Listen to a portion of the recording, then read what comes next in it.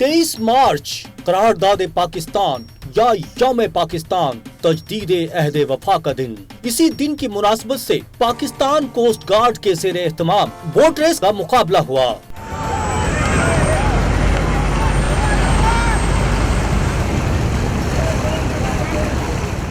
यौम पाकिस्तान की मुनासबत से Pakistan coast guards marine wing की जानिब से मुकाबले में शामिल माहीगीरों की कश्तियों ने मनोड़ा से केमाड़ी तक दौड़ लगाई। मुकाबले के दौरान शुरा ने भरपूर जोश व जज्बे का मुजाहरा किया।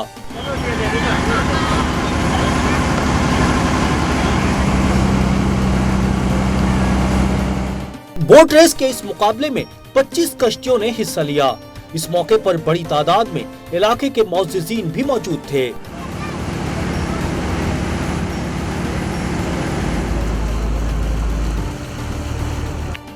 बोट रेस के मुकाबले में नुमाया पोजीशन हासिल करने वाले माहीगीरों में इनामात भी तकसीम किए गए।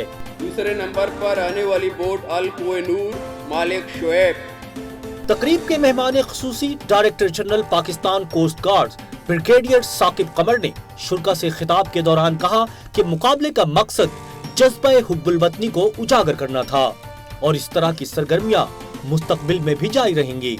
इस 7 साल की जद्दोजहद और कुर्बानियों के बाद पाकिस्तान वजूद में आया और आज आप और मैं इस आज़ाद फिजा में सांस ले रहे हैं। ये ज़रूर समझता हूँ कि प्रदेश माहीगीर भाइयों से यकजाहती के एजाज़ के लिए हर साल मुनक्कद की जाती है ताकि अहम कौमी दिनों के हवाले से मिलकर खुशियों में शिरकत की जाए।